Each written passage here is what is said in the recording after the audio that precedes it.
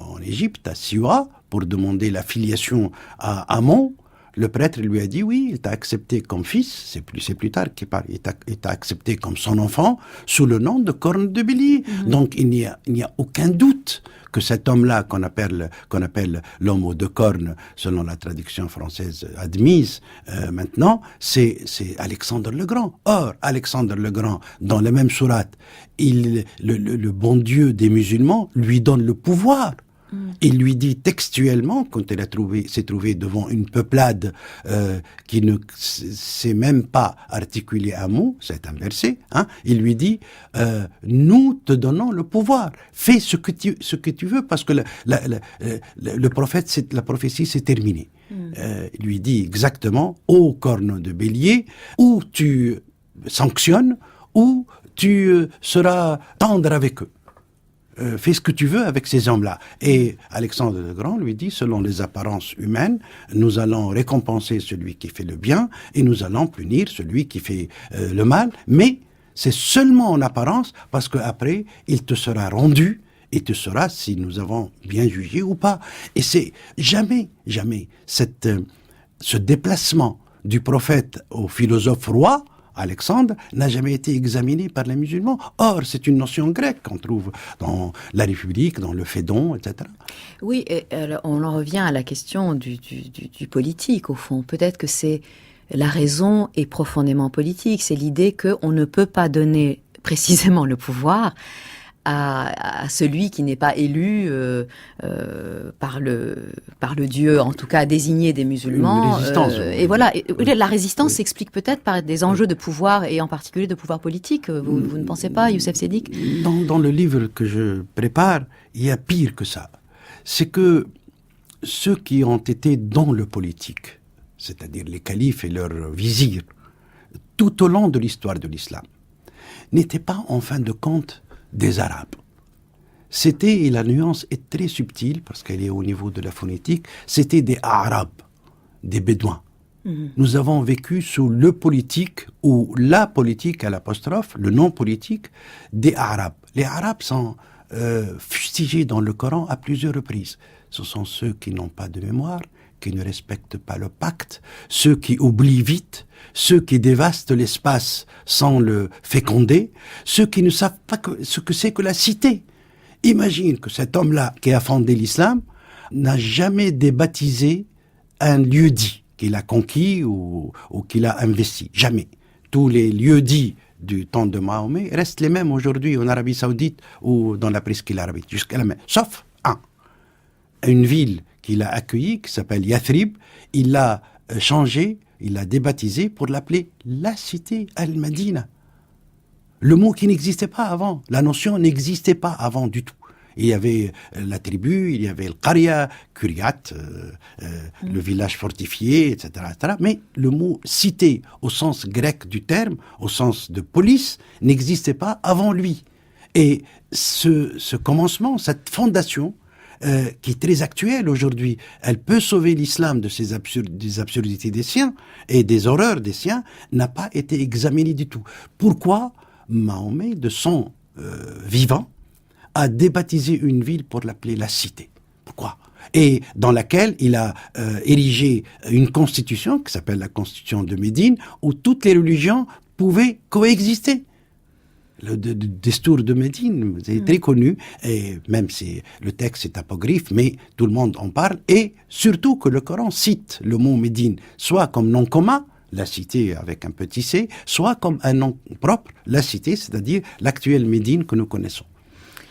Et c'est une manière, effectivement, de sortir de l'anomie de la bédouinité, finalement. Tout à fait. De faire civilisation. Voilà. Absolument, oui. Absolument. Et là, on n'en a pas tenu compte. Les califes ont continué à être des despotes au sens où Montesquieu en parle dans l'Esprit des lois. Et, à mon avis, c'est toute l'histoire de l'islam. Et c'est ce qui explique aujourd'hui l'entrée dans la folie pour certains, pour les Daesh et compagnie.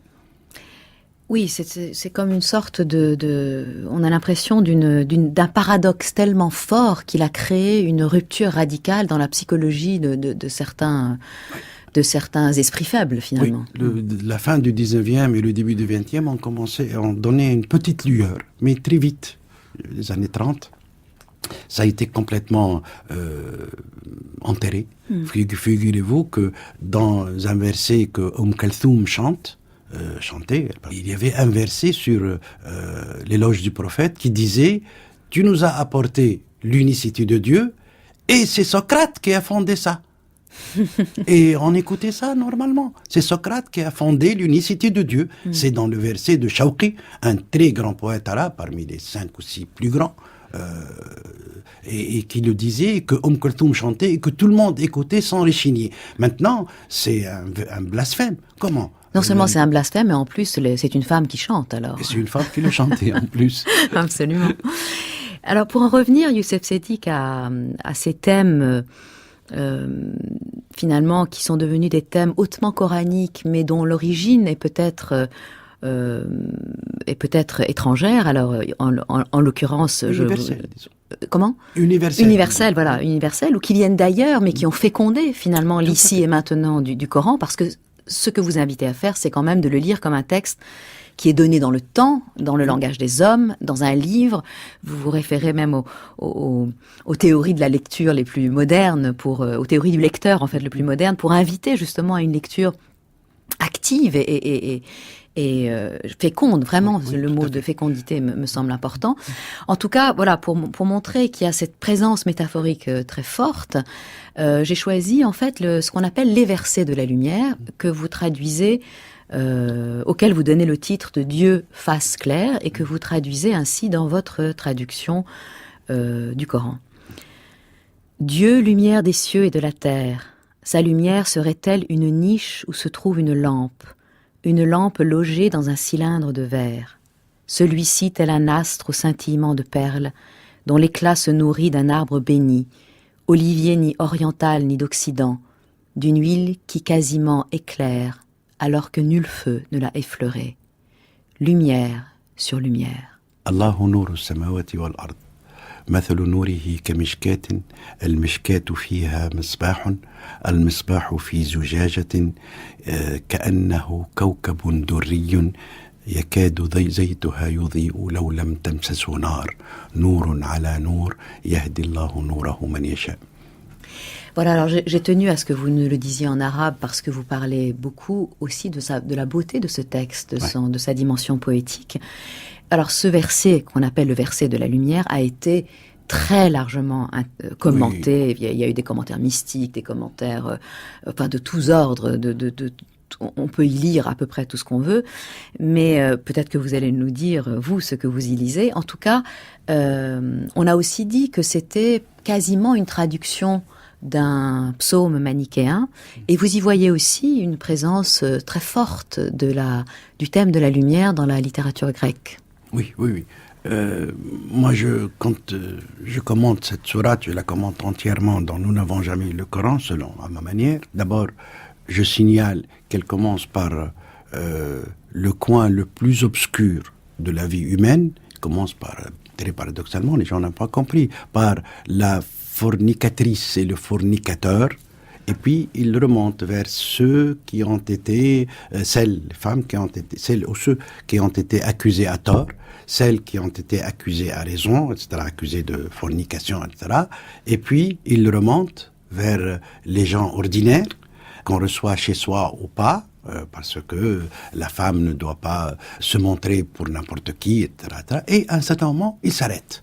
Il incruste ce verset sur la lumière. On ne comprend pas pourquoi cette rupture, parce que je crois que cette sourate-là a échappé à l'absurdité de la recollection artificielle. Je crois qu'elle est entière. Dans son intégrité. Elle est dans son intégrité, elle est dans son entièreté, telle que le prophète la reçoit. C'est mon hypothèse. Et il parle de ce verset qui s'incruste d'une manière tout à fait surprenante, et puis il remonte, ou il redescend du ciel le plus illuminé jusqu'à l'oreille. Et donc, c'est la forme d'un œil. À mon avis, c'est la forme d'un œil. Et à l'intérieur, il y a ce noir qui est opaque et qui voit, qui permet de voir. Et ça me rappelle un passage du Timée sur le côté opaque de la foi et le côté lumineux de la raison. Le Timée, c'est un des dialogues de Platon les plus mystiques, celui qui a été utilisé par tous les mystiques, y compris par Plotin. Donc, c'est cela qu'il faut approfondir et dire que ce texte-là mérite qu'il reloge dans la philosophie de laquelle on l'a soit exclu d'une manière violente. Vous savez, quand Al-Farabi, quand Avicenne parle de Coran, il a l'air d'être dans la culpabilité. On ne permet pas à la philosophie d'exister. La philosophie est blasphématoire. Vous savez aussi qu'Ibn Muqaffa, qui était le plus grand proséteur arabe, a été exécuté parce que on le soupçonnait d'être toujours dans sa religion alors qu'il a prétendu s'être converti à l'islam. Et c'est le premier qui a utilisé le mot philosophie dans un texte arabe, le mot faïlasouf dans un texte arabe. Donc, il faudrait remettre le Coran, c'est sa seule chance, dans cette discipline qui est la plus modeste qui soit. La philosophie, même si elle est maintenant atrophiée par rapport aux sciences exactes, etc., reprend. Et la philosophie est très modeste parce que elle s'approche asymptotiquement de la sagesse sans jamais la toucher.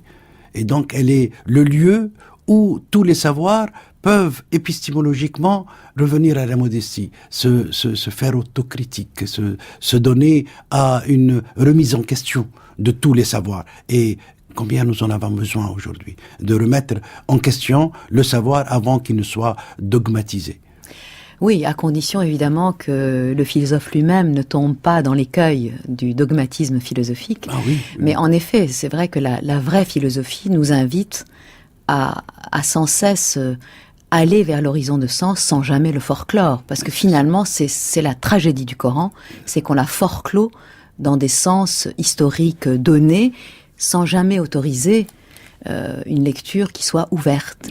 Seuls les mystiques, par exemple, ont compris ce côté asymptotique qu'on ne peut pas arriver à une compréhension définitive, donc dogmatique, de ce texte sublime, de ce texte qui peut être sublime, qui peut avoir une compréhension sublime au sens kantien du terme, c'est-à-dire quelque chose à la fois de rationnel et d'inexplicable, comme la peinture de Turner.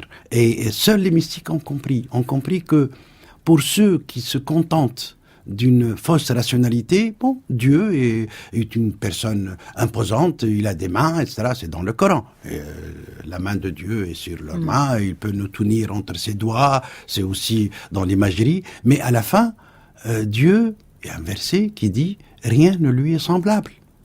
Et si rien ne lui est semblable, je peux prétendre, comme un Nefari, comme Ibn Arabi, comme Jalaluddin Rumi, je peux prétendre à une ascension pour m'unir à lui et pour me fondre en lui, me fondre dans sa lumière.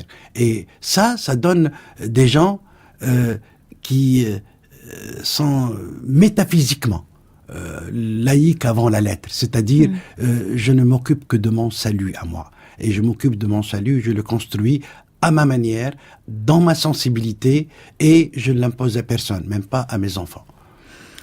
Merci infiniment, Youssef Seddik, d'être venu nous ouvrir ce texte qui est si difficile à lire, mais en même temps, eh bien, si on fait cet effort de lecture, je crois qu'il peut apporter beaucoup finalement à la compréhension aussi de notre époque, autant que des siècles passés.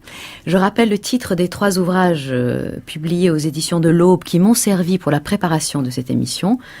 Nous n'avons jamais lu le Coran, mais aussi Le Grand Malentendu, l'Occident face au Coran, et enfin le Coran, autre lecture, autre traduction.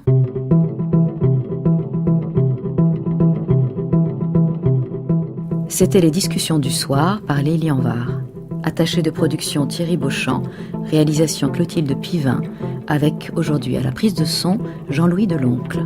Excellente fin de soirée à tous à l'écoute de notre antenne.